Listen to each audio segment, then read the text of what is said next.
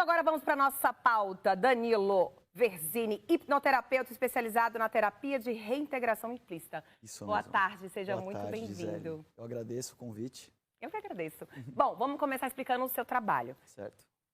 Você, através da hipnoterapia, você faz uma... Você faz uma terapia Isso. para solucionar problemas emocionais, seria isso? Sim, é uma terapia breve, é uma psicoterapia, eu diria, né? A minha vertente da hipnoterapia, a terapia de reintegração implícita, eu tenho como objetivo identificar o porquê que a mente daquela pessoa padronizou e automatizou um aprendizado de dor e sofrimento. Sempre ligado a dor e sofrimento, tipo ansiedade, Isso, depressão. qualquer questão psicoemocional, dores físicas emocionais, né? Porque, na verdade, as emoções estão no corpo. Então, eu utilizo a hipnose apenas como meio para facilitar o acesso ao subconsciente ou inconsciente da pessoa. Ah, quando fala hipnose fica todo mundo, né? Ele falou que ele hipnotizava aqui, veio Mavi, veio Santos, vamos conversar para entender, para querer ser hipnotizado. Então, através da hipnose, você vai no subconsciente da pessoa e faz análise, seria isso? A gente faz uma investigação. O subconsciente ou inconsciente, como a psicologia fala também, nada mais é do que um sistema do cérebro que demonstra a automação de memória implícita. E dentro dessas memórias implícitas estão as cargas emocionais, as emoções. O que seria uma memória implícita? É aquela memória, como eu diria, que está automatizada, uma habilidade, um hábito, escrever, você andar de bicicleta, são memórias implícitas. Dirigir. Do jeito que é difícil no começo, gente. Eu reprovei umas 2 vezes e agora você faz maquiagem, faz tudo ao mesmo tempo. Entendi. E como que você detecta esses sentimentos ruins, né, que atrapalham, enfim, a vida de todo mundo? Sim, a pessoa já vem com um propósito, buscar tratar uma depressão, uma ansiedade.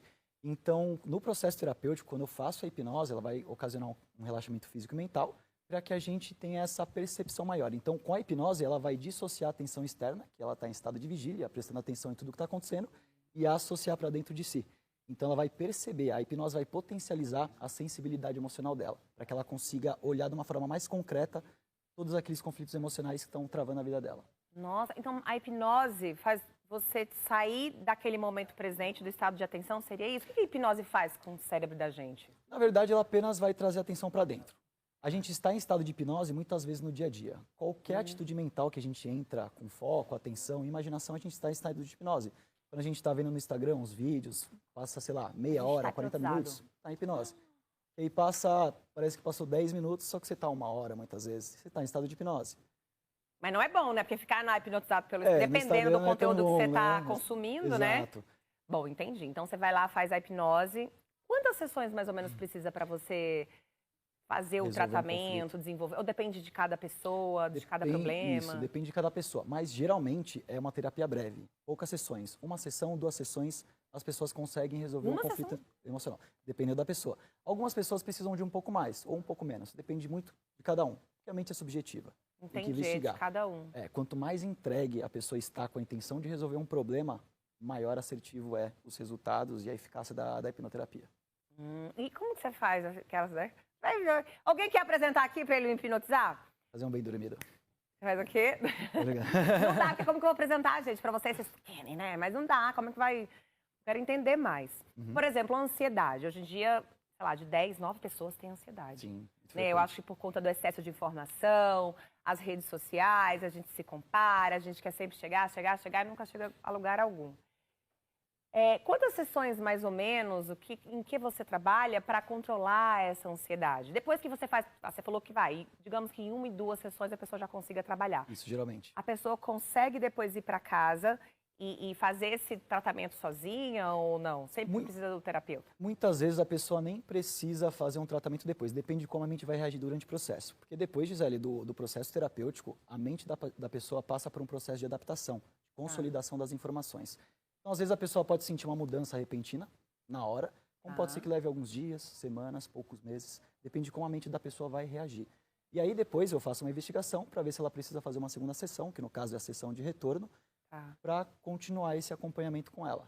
Se ela já resolveu o conflito, segue a vida. E ela vai ter uma nova percepção das coisas. A gente tem algumas dúvidas aqui, perguntinhas dos telespectadores, que a maioria tem, né? Muita dúvida sobre hipnose, tem medo de não voltar, né? De volta pro agora. Não tem esse problema não, né? Não acontece porque hipnose você nunca vai sair de lugar nenhum. Você sempre vai estar consciente, vai estar no Ah, você controle fica de tudo. consciente. Sempre, sempre. Porque eu preciso da consciência da pessoa para ela seguir as minhas instruções. E aquela coisa que o povo fala assim, dorme. É apenas uma sugestão direta que quando a pessoa está numa atitude mental, ela quer passar pelo processo terapêutico, numa hipnose de entretenimento, no caso, ela consegue entrar nesse estado de hipnose. Entendi. Hipnose seria uma programação mental? Uma reprogramação mental? Não. Hipnose, na realidade, ela em si não faz nada para resolver o problema da pessoa. Ela é apenas uma ferramenta. Faz nada? O que seria um faz nada? O que de fato tem assertividade no resultado é o processo psicoterapêutico que eu faço com a pessoa. A hipnose é apenas uma ferramenta que vai trazer a atenção da pessoa para dentro. Ela vai facilitar essa percepção dela para que a gente consiga resolver o conflito. Tá.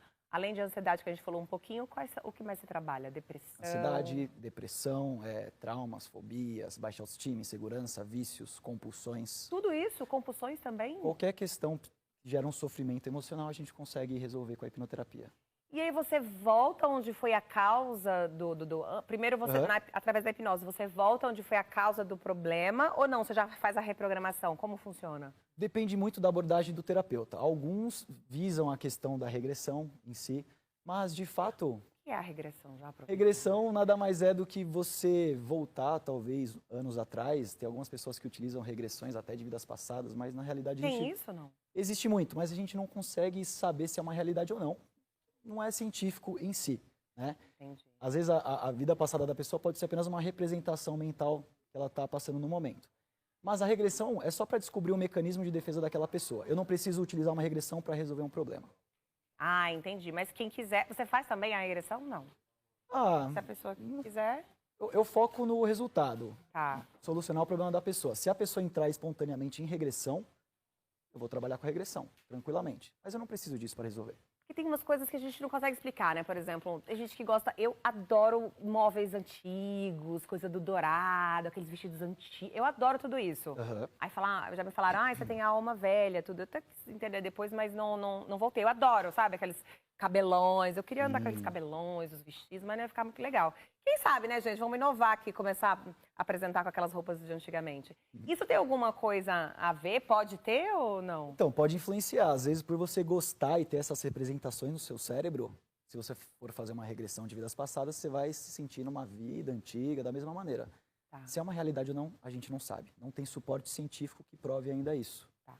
Você trabalha com a hipnoterapia, é uma ferramenta, você tem outras? Ou você trabalha só com a hipnoterapia? O meu foco é a terapia de reintegração implícita. Tá, então para cada um tem uma ferramenta. Sim, é que comumente eu digo que é hipnoterapia porque é como popularmente as pessoas conhecem. Eu apenas utilizo a hipnose como ferramenta. Tá. Mas o processo de psicoterapia, que é breve, que é o que tem eficácia nos resultados. Tá, agora vamos dar umas dicas aí para a galera que está assistindo, que a gente já falou, né, do método, o que funciona, hipnose. Tem uma VTzinho? Então vamos mostrar o VT, daqui a pouco a gente volta com as dicas. 5 sinais de que você precisa fazer terapia. Você está sofrendo por emoções que você nem sabe de onde elas vêm. Tudo o que acontece com você, você enxerga de forma negativa e com sofrimento. Você não está feliz com a sua aparência física e ainda sofre de baixa autoestima. Você sente que a sua vida está travada e não consegue enxergar o sucesso pessoal, profissional e financeiro. Você anda procrastinando coisas importantes e depois fica aí se culpando, se martirizando por tudo o que deixou de fazer. Só saiba de uma coisa, da mesma forma que você adaptou todo esse sofrimento emocional, você consegue adaptar alívio e bem-estar e ter uma nova vida. Olha aí que bacana, várias dicas, né? Você dá no seu Instagram, eu fico seguindo lá, só olhando. Vou dar um exemplo. Vou expor aqui a minha família. A minha avó tem muita mania de reclamar. Se tá sol, ela reclama, se tá chuva, ela reclama. Minha mãe, consequentemente, foi para este lugar também e eu também fui. A minha mãe melhorou muito e eu melhorei também. Porque assim que eu saí de casa com 18 anos, ela me falou, Gi, você reclama muito disso, daquilo. E eu fui e me conscientizei e fui trabalhar isso. Minha mãe também hoje não reclama mais. Essa padronização de um comportamento que não traz coisa boa pode ser quebrada, mas, por exemplo, sei lá, não tem idade, tipo, a minha avó pode tratar, minha mãe, Sim. todo mundo? Não tem idade, assim, limite, tá?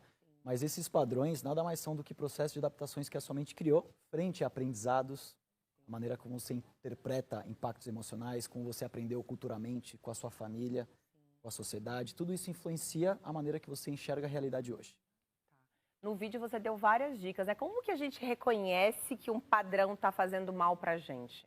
Quando começa a travar o seu sucesso pessoal, profissional, financeiro, quando já está gerando uma dor emocional que você não consegue controlar, muitas vezes você não sabe de onde vêm essas emoções, qualquer coisa que gere um sofrimento emocional já é um alerta para você resolver. Por exemplo, tipo, ai, o carro quebrou, aí choveu, tive que descer, molhou, sei lá, várias coisas que aconteceram, vários acontecimentos ruins, né? Que aconteceram e você fala, ah, é culpa do universo. Nesse momento tem que parar, né? O que você dá de dicas para quem está assistindo a gente? Tipo, ó, acontece uma coisa ruim, aí perdi o emprego, o boy deixou, né, Mavi? Tá lá sofrendo. O que você pode fazer para mudar esse percurso? Quais as dicas você dá? Assim, autoconhecimento sempre. Eu acho que todo mundo deveria passar por um processo terapêutico. Culturalmente, a gente não tem o aprendizado de autorreflexão. Antigamente, quando acontecia algum fato que gerava sofrimento pra gente, a gente ouvia dos pais, engole o choro, para de chorar. Sim. E isso a gente vem trazendo como bagagem. Então, a gente não é cultural a gente olhar para dentro de si, perceber as emoções. E isso só vai reforçar diante de experiências que a gente busca na vida. E somos seres humanos emocionais, né? Então... Autoconhecimento tem que investir sempre. Era Sim. Moça bonita não chora, homem não chora. Eu percebi isso com a minha filha, né? A maternidade, eu acredito que a paternidade também traga isso pra todo mundo. Porque eu tinha paciência com tudo, mas o choro dela me irritava muito. Eu falei, meu Deus... E eu acompanho, eu leio livros, eu busco. Eu falei, gente, por que o choro dela me incomoda tanto? Porque é só um choro. Assim como o riso é o choro. Faz parte da expressão, ela tá soltando ali. Então, por que me incomodava tanto? E aí eu fui pesquisar e eu vi que, tipo, a minha criança não era acolhida. Tipo, para de chorar. Ninguém vai gostar de você. Moça bonita não chora. Não sei o quê. Não. E aí eu fui ver que por isso que eu não acolhi o choro dela. Hoje ela chora, eu falo, pode chorar. Tá doendo, tem que chorar mesmo, gente, né? Ai, não foi nada. Foi sim, gente. Tá doendo, deixa a criança chorar. E você também. Meter o pé ali no sofá, xinga, chora, faz parte, né? Mavi, pode chorar. Entendeu? Ele fica segurando várias vezes o choro. Coloca pra fora, porque a emoção é sentimento, não é isso? É verdade. E tem que tomar muito cuidado com o que você ensina para as crianças também, porque é a maneira que ela vai enxergar como realidade posteriormente. Vai trazer uma bagagem emocional. E tem que investigar aí qualquer coisa que gera um desconforto para você, né? Você trabalha assim, atende famílias, assim, sei lá, pai, mãe, filhos, que aí você... Porque tem tudo a ver, não tem? Você olha pra uma mãe e fala, gente, olha aí, sou eu. Né? Eu falo, gente, eu me tornei o que eu mais temia, minha mãe, porque a gente leva, né, assim. Começa a perceber as coisas, né? Mas não, eu não faço tratamento com familiares, nem com amigos próximos, porque é uma questão de entrega da pessoa. Às vezes a pessoa pode sentir uma trava porque me conhece. Entendi. Então não tem muito sentido eu tem fazer coisa, isso. Não pode ser amigo, psicólogo. Alguns psicólogos dizem isso mesmo. Tem isso, não tem? Não, no meu caso, da hipnoterapia, não tem muito problema, não. Quem mais você atende, assim? Homens, mulheres? Quem tem mais hoje, digamos, dificuldades com sentimentos, enfim? O que eu mais atendo hoje em dia é mulher, porque parece que mulher é mais aberta para querer resolver as emoções. Homem ainda é um pouco fechado, embora ultimamente esteja aumentando. Principalmente depois da pandemia. E como a gente ficou enclausurado, né? Então as emoções afloraram, várias conturbações, e isso complicou muita coisa. Então é que a mulher reconhece mais também. Você acha que o homem acha que é besteira? Ah, isso é besteira, não precisa. Tem algumas crenças, né? E homem também pode ser que seja um pouco mais racional, né? Sim. Enfim, mais controlador, mais resistente para querer buscar ajuda. Pode ser. E sobre crenças limitantes? Vamos falar assim, né? Aquilo que fala, eu não consigo ter isso, não consigo ter aquilo. Num bate-papo você reconhece, assim, numa entrevista você consegue detectar? Dá para detectar, porque as crenças limitantes nada mais são do que associações que a sua mente faz com aprendizados que você recebeu na vida. Então, cada pessoa vai ter um tipo de crença limitante. Aí entra aquela palavra ressignificar, que é muito boa, né? Por exemplo, aconteceu, sei lá, um dia, é um cheiro, né, de um episódio ruim, um lugar, uma música. Existe, através da hipnoterapia, você faz também essa ressignificação? A ressignificação nada mais é do que você mudar a percepção de um fato ocorrido. Só que para você resolver um conflito... Gente, parece um dicionário, né? Um Google. Parece você, doutora Francine já vai entrar aí. Adoro esses estudiosos, gente. Fala difícil. Mais simples de entender. Tá. Vai de novo. Pro povo, né, gente? Pra você aí, pra mim. Vai. Ressignificar, você dá um novo significado de alguma coisa. um novo significado para aquilo que aconteceu de ruim. Isso, mas isso muitas vezes não é o bastante. O que vai de fato mudar a percepção da pessoa, a compreensão, ela olhar para aquela dor, entender o porquê que a mente dela padronizou um sofrimento, aliviar o peso emocional. Quando ela alivia esse peso emocional, a gente consegue reeducar o subconsciente dela. Então a gente faz um reaprendizado a nível neural. Então gera um processo de neuroplasticidade, enfim. Essas palavras, tudo difícil de entender. Mas vocês entenderam, né? Ressignificação, volta lá no acontecimento e traz coisa boa de volta. Danilo Versini, muito obrigada. Eu que agradeço. Seus contatos. Bom, meu site, www.daniloversini.terapias.com.br. Meu Instagram, daniloversini.terapias. Caso queira me chamar no WhatsApp para tirar dúvidas, 11 950 44 6230. Qualquer coisa, conta comigo. Muito obrigado pelo convite. Estou muito grato. Vou fazer a... Eita. O que você faz ali? Eu tô com dor de cabeça pra ver se passa, gente. Obrigada, viu? agradeço. E agora a gente vai para um rápido intervalo. No próximo bloco tem a doutora Francine Mendonça. Vamos falar sobre problemas de atenção e memória. A gente volta já já. Aguenta aí.